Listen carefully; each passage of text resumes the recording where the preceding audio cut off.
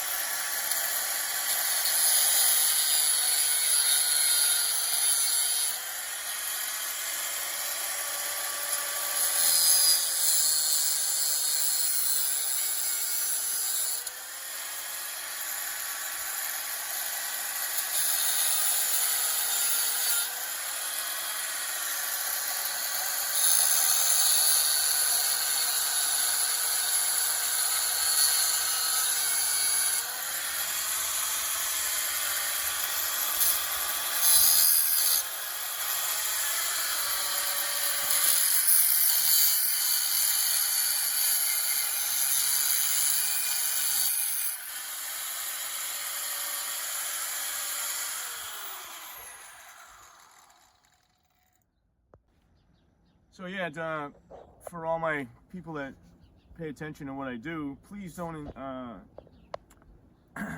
report me to the OSHA inspector for having no guard on the grinder and also for holding the part in my hand.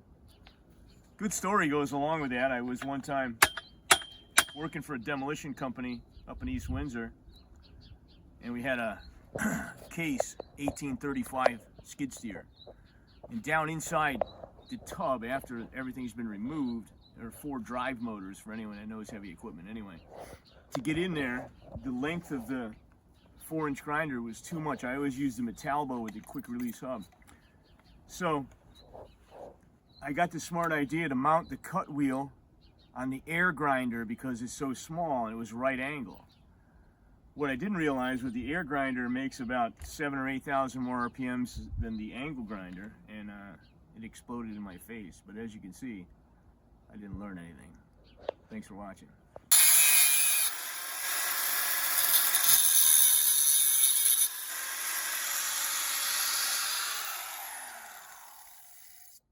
This should come off soon.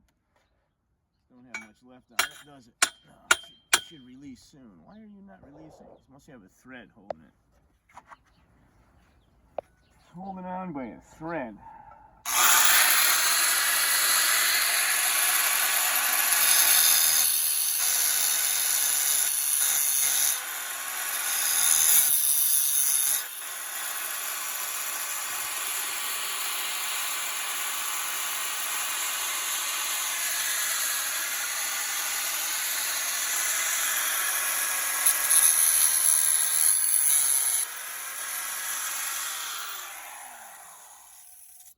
That should have been the thread, and it was.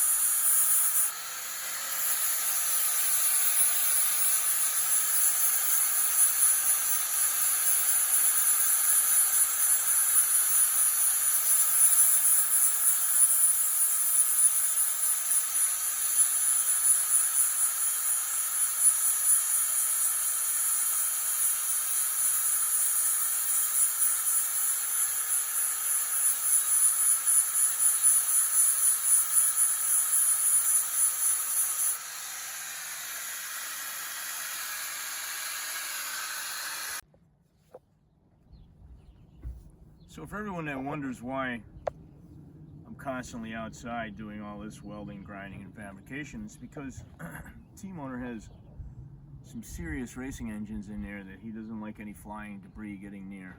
So this is why I'm outside doing the welding, grinding, and fabrication. Some of the TIG welding they allow me to do inside, but most of the pieces that I make I like to do outside.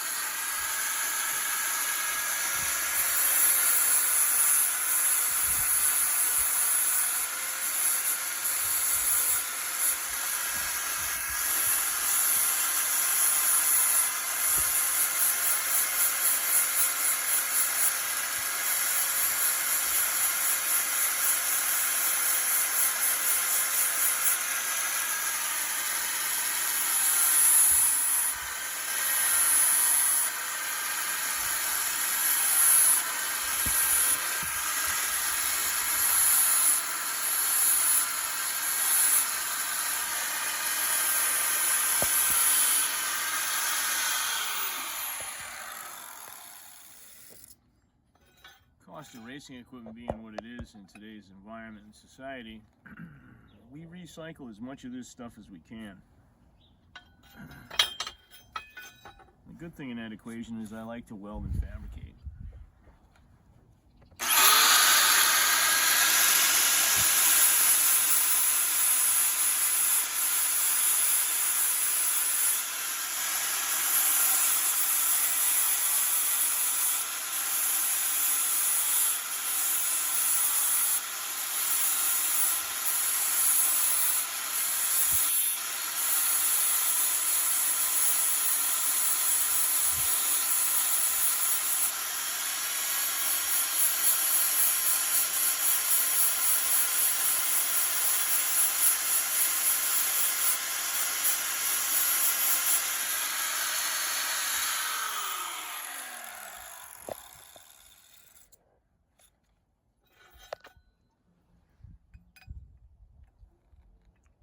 Something like that, we have to narrow it or raise it or whatever the thought was. So now I get to go in and see if it fits on the car and tack it, and I'll bring it outside and show you later.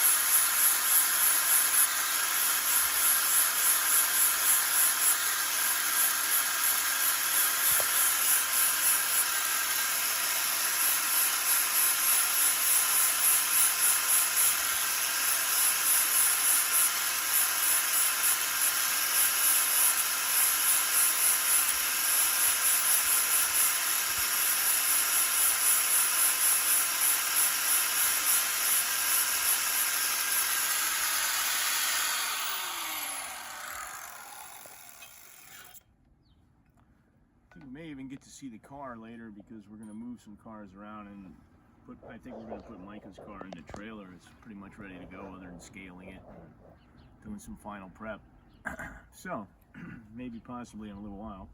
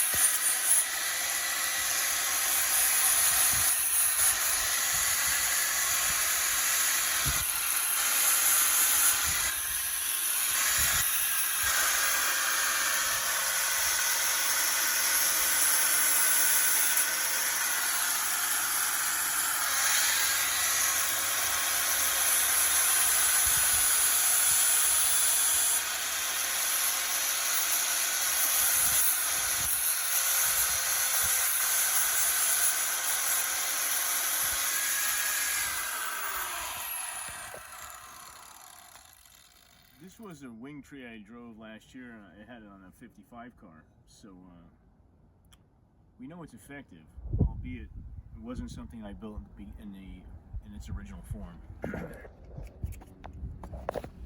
All right, so now I'm making a bracket to hold the muffler onto Micah's car. The wing tree came out good, the welds came out good, but unfortunately it's on the car and it's inside, so I can't show it to you. But maybe hopefully this afternoon I'll be able to take some pictures and put it on there. So thank you. What's up, buddy? What's up?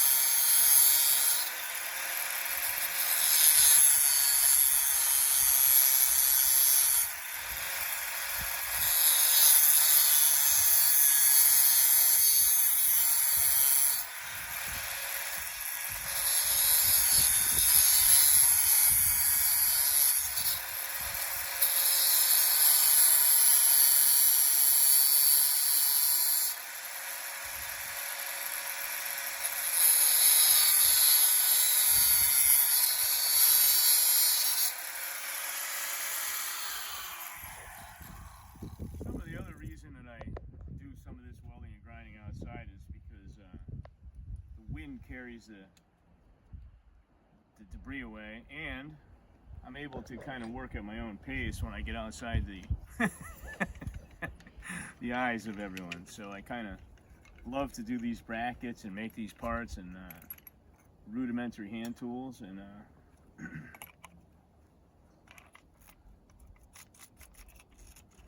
it's kind of a form of meditation for me to weld and fabricate, to be totally honest with you.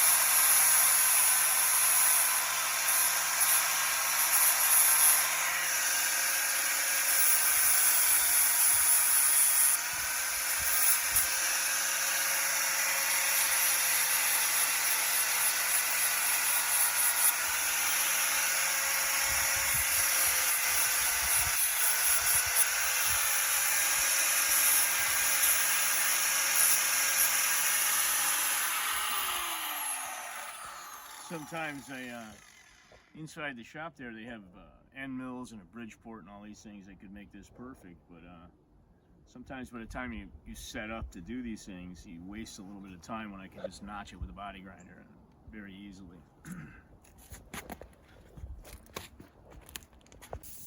Alright, so now we have the left side panel for the front cowling, and we decided this year that I'm going to go and try to run the old Schroeder manual steering, the A21. So the hub piece that slips through the body is about that much bigger. So I just got to port that out, and hopefully at some point I'll get to show all my pieces I built to you all done. Thanks.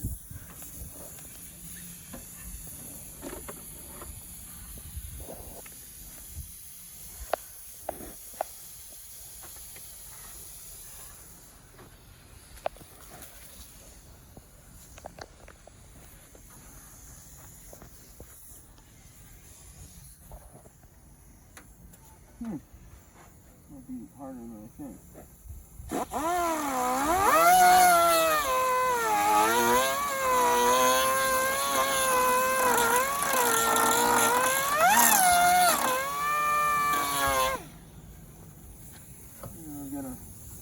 I want to reposition somehow to make this a little easier. I don't quite know how I want to put it.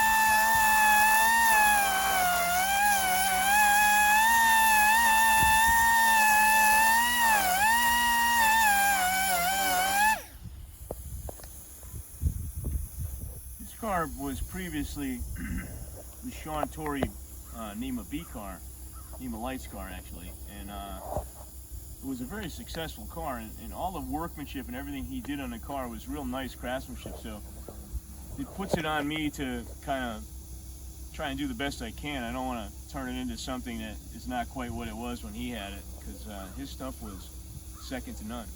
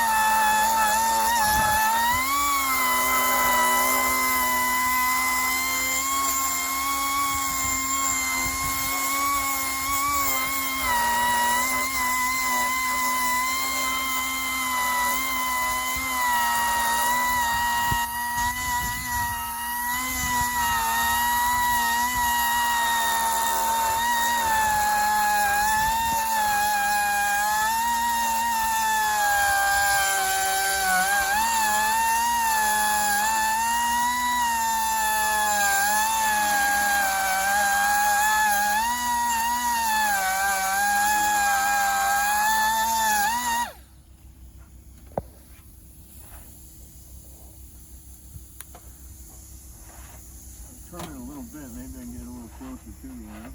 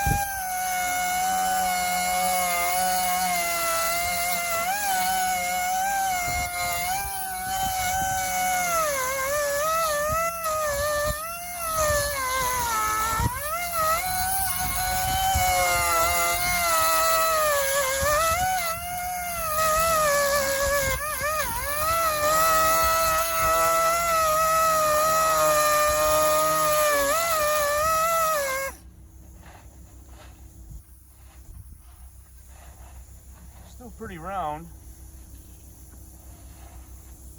Kind of don't want to make it ugly, you know. As I said, Sean's car was real nice, and I want to kind of keep it real nice.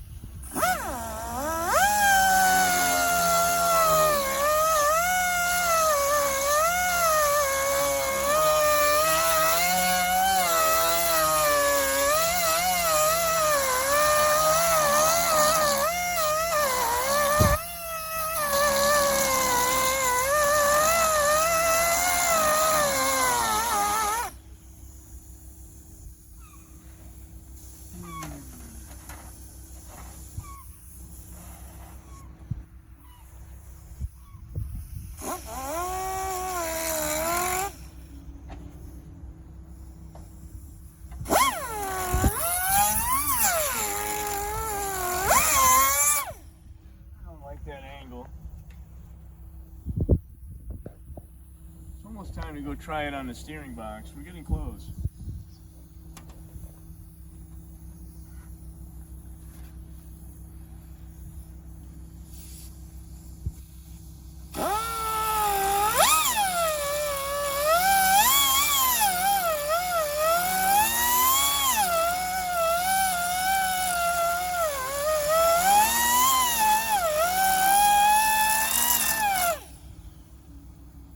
Time to try it. So now we're making a piece for the front down tubes in the car, kind of a firewall piece in effect. And we had this one. I think it comes off of a Beast because we can't locate the one that Sean had built, but it's going to work out pretty good. I just got to notch it for the mid rails, and then it's going to fit tight, and then I'm just going to make a little piece to go in between to go up and fill the area where the reader hood has a radius in the front. So yeah, we're making headway.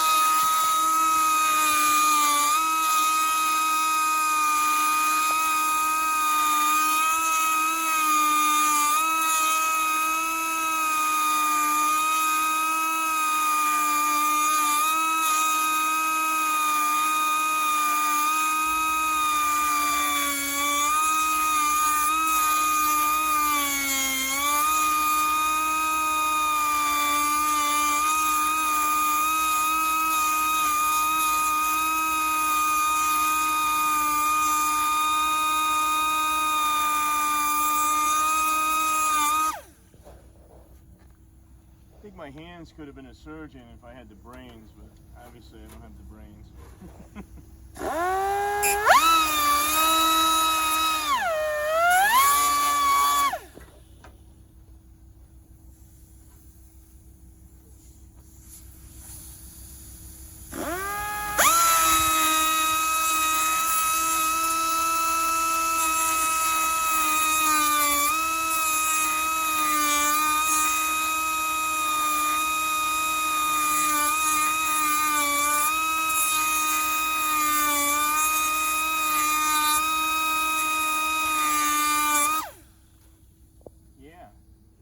Pretty nice.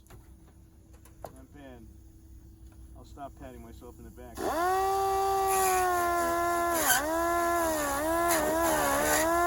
As I gouge a piece on the victory lap.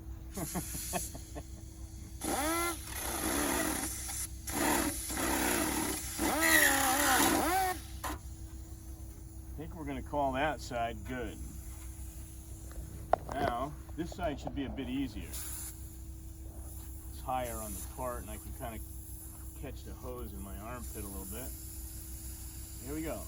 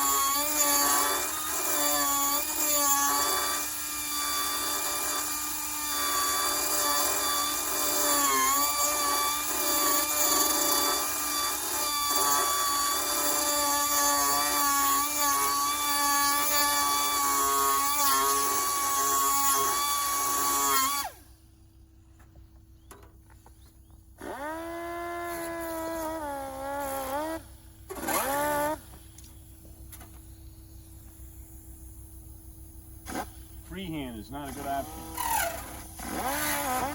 Made it work though. I like to brace myself wherever I can, hence holding the hose in my armpit and putting my thumb across here like this.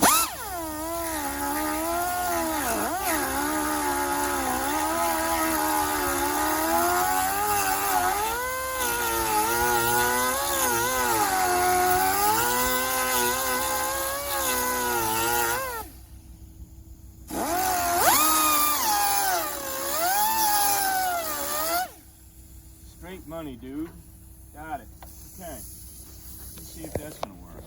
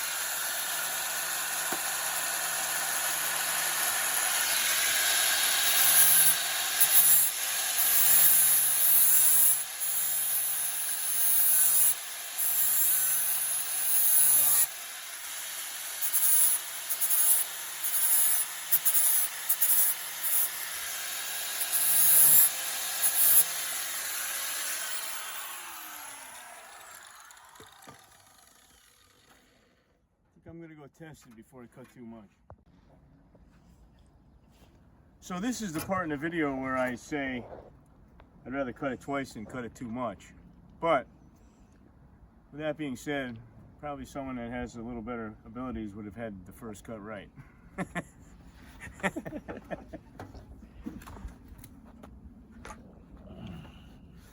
But it's very hard to hold this thing and work like this. But it's okay, we got it. I just use my thumb.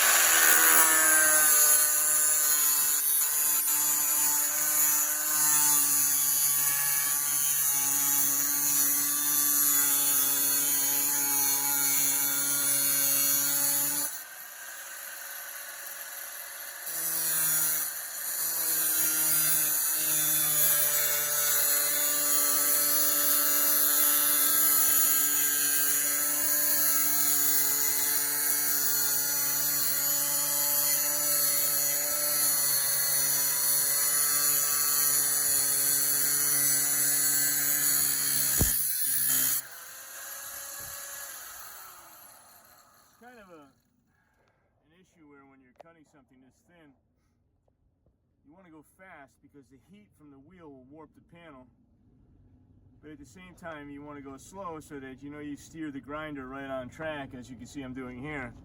So yeah, torn between ripping right through it and taking a chance on overheating it and warping it. Of course, some of these guys use the shears and everything like that, but I'm so accustomed to these small hand tools that I do everything with it like it's a third hand.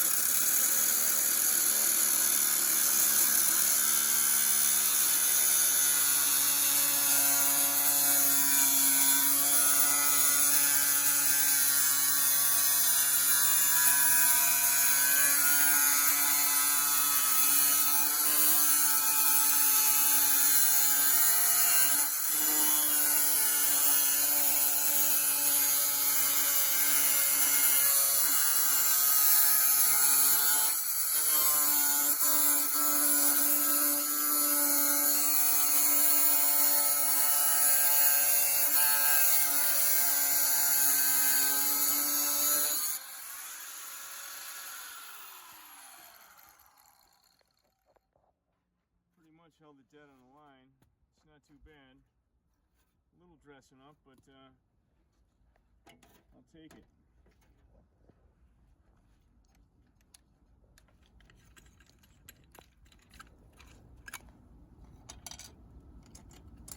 Hopefully this time I'll be able to slide it in, because I believe that my boss is getting a little impatient with me trimming a little at a time.